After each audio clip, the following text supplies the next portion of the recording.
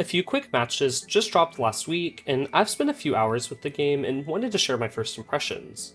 I'd like to circle back to this game sometime in the future as well to do a more feature-full review, since I know some things like Workshop, free DLC fighters, and a competitive scene are kind of being added over time, which will shape how the game plays and feels. For now though, I wanted to go through my first impressions with the game and chat with you guys about what I like and what I'm not quite a fan of.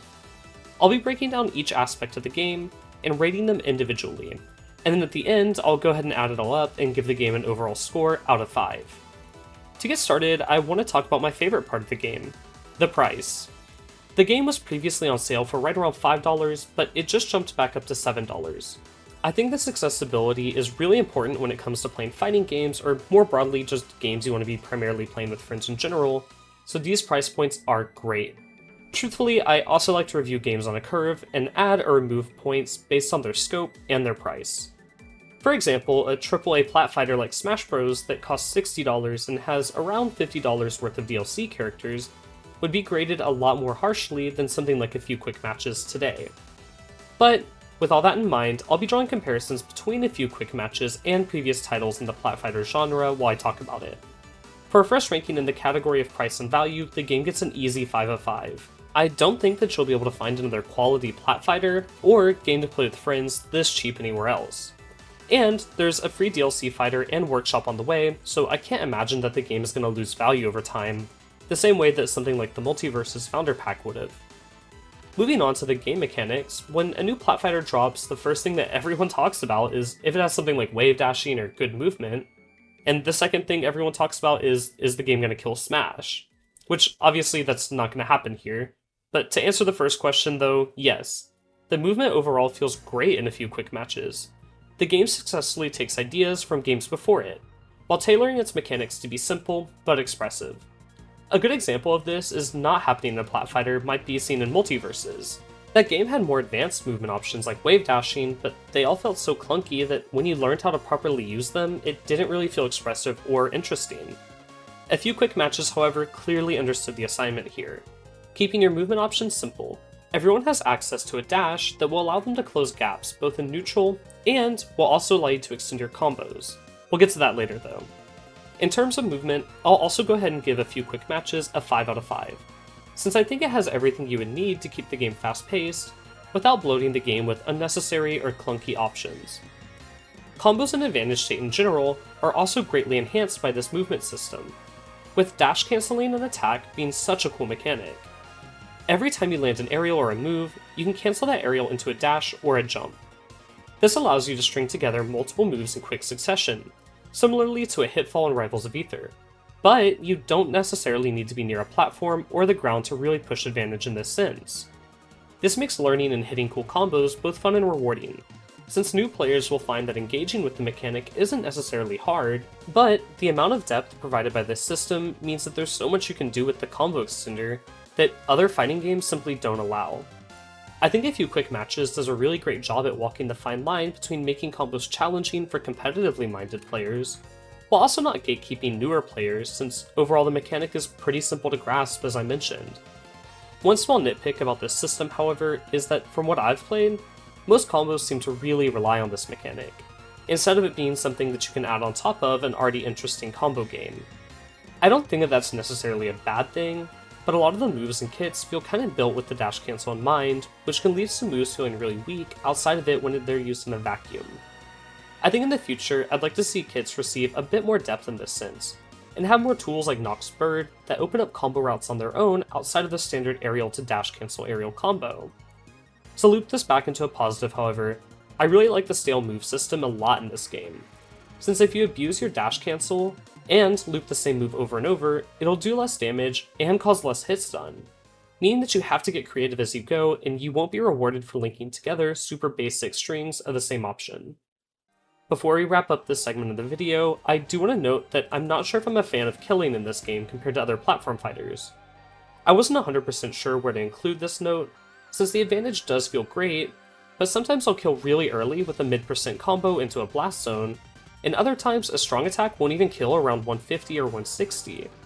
This could be me being inexperienced or unaware of my optimal kill setup since the game is still pretty new, But I've had more than a handful of matches go to time, not because anyone was camping or stalling the timer, but because me and my opponent lived to absurdly high percents every stock, because we weren't able to combo past a certain percent, but moves just didn't kill either.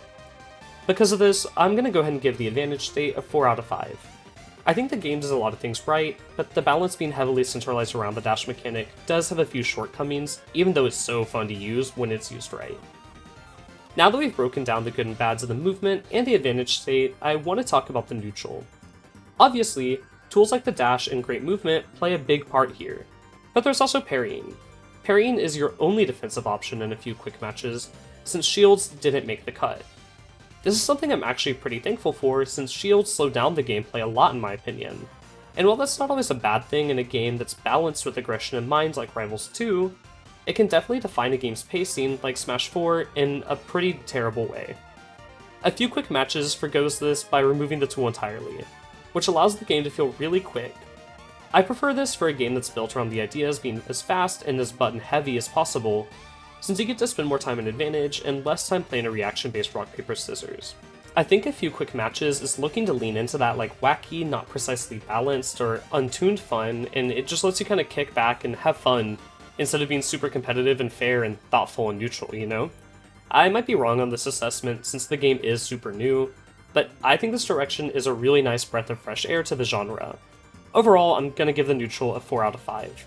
None of the characters feel overly campy, and all the tools feel fun and interesting to engage with. So I definitely don't dread neutral or feel the need to rush into an advantage state like other games, since I know we'll naturally get there quickly.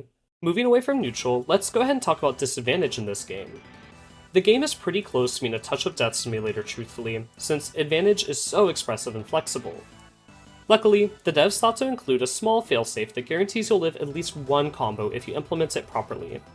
If you're being comboed, you can press the shield and dash button at the same time to cancel your disadvantage. You're probably thinking, wow, that's so broken, but don't worry, you can only use it once a stock.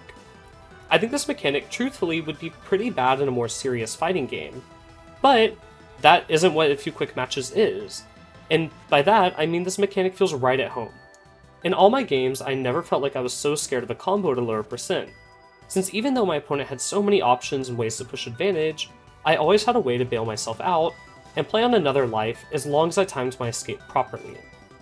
DI is also pretty solid in this game.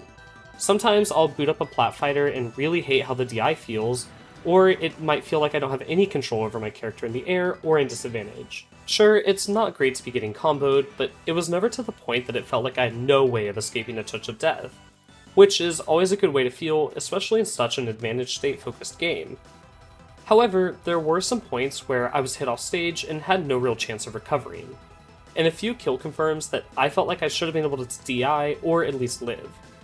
I think this kind of ties into my problem of killing in general in this game, since as I said earlier, some moves look like they should kill and don't, while other moves seem like they should never kill but do pretty early in certain scenarios or offstage combos. Because of this, I'm going to give disadvantage a 3.5 out of 5. It's good overall, even better than a lot of other plat fighters. However, I don't think I can rank it too highly since the game is scaled for advantage to be so strong, and the tools you have are pretty limited when you're being comboed, especially when you're offstage. Speaking of offstage, I do want to touch on recovering. There's no ledges in a few quick matches, and that means your recovery routes are normally going to put you in a pretty bad place since you have to overextend from ledge every time. I personally like this formula a lot, since it blends ledge guarding and ledge trapping in a pretty unique and active way.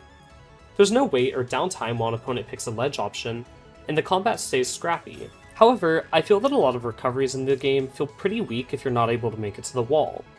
While there's no ledge to stall on, generally most of the recoveries also take a good bit of time and tend to slow down the game a hair, especially when looking at Nox being able to stall themselves off stage with things like bomb recoveries. I don't think this is necessarily the worst thing ever, since stalling or playing slow off stage is normally not ideal, but I wish the pacing of using tools like wall jump and up B startups were a little bit faster to make recoveries a hair smoother. One final note, I really like that up Bs don't send you into freefall, and that characters don't have multiple wall jumps. I feel like the recovering inputs and mechanics are really streamlined here, so while they can be a bit slow like I mentioned, they're not really confusing at all compared to something like Multiverses, where it felt like I kind of had like infinite wall jumps for some reason in that game. I'm still a bit lost on that one. To wrap up my thoughts and recoveries, I'm gonna give them a 3.5 out of 5. If wall jumping and up Bs themselves were just a hair snappier, I'd easily bump the number up to a 4. But I also understand that they're probably still on purpose to give ledge guarders an easier time to react and punish accordingly to a recovery route. For our last category, before we get into the more miscellaneous ideas that I want to mention, I want to talk about the characters. A few quick matches only launched with 3 fighters: Eureka, Noct, and Rend. All the fighters are super fun, enjoyable to combo with, and importantly, very enjoyable to fight. I think a big worry of mine going into the game was that one of the fighters might be really unfun to play against, or some of them might have an overlap within their kit, limiting expression. But those worries went away as soon as I started gaming. I personally like Eureka a lot since her scrappy combos and mashy options light up something fun in my brain. But I found myself swapping around the roster a lot, and I normally don't do that in plat fighters. There's also a free ninja character dropping soon, and while I don't think the game needs a lot more fighters to feel complete, you can bet that I'll be trying them out when they do drop. I'm happily giving the roster a perfect score of a 5 out of 5. Truthfully, I really debated this score since the roster is on the smaller end, but I think the game's pricing being so low justifies a roster size as small as it is. And as I mentioned, they're all super fun, so I don't feel like there's anything missing. Now, to move on to my last few talking points about the game, these are all more miscellaneous nitpicks or details that I noticed and liked about the game. None of them are as impactful to the game as the previous topics though, but I want to touch on the music. The music is fine, the menu theme in my opinion is actually great, but some of the music in the game does get a bit repetitive due to its simplicity. As far as maps go, the stages are pretty simple and fun to play on. There only being 3 stages, however, does feel like a problem to me, since I find myself wanting to play on stages with things like triplats or maybe side platforms to extend my combos on. I know the devs did mention more stages are coming, and I personally actually really like the visual direction they chose with these. The blend of the low poly 3D backgrounds with the 2D foregrounds make the maps look good, but not distracting. I also wish some of the stages had smaller blast zones in some spots, since as I mentioned, sometimes players will live to absurd percents if you're not able to chase down an early kill. As far as menus go, I really like the simple and fun aesthetic the menu has. Everything here is easy to read, and the scroll and select sounds are enjoyable to click on. Nothing feels hidden anywhere, and overall the menus work perfectly for the game. The in-game tutorial breaks down all the mechanics and gives the players a quick readable guide that's simple to understand and illustrated well.